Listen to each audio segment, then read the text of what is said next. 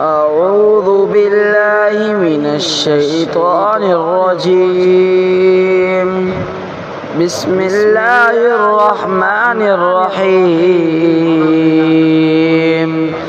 يا أيها الذين آمنوا لا يستأذنكم الذين ملكت أيمانكم والذين لم يبلغوا الحلم منكم 3 مرات من قبل صلاة الفجر وحين تضعون ثيابكم من الظهيرة ومن بعد صلاة العشاء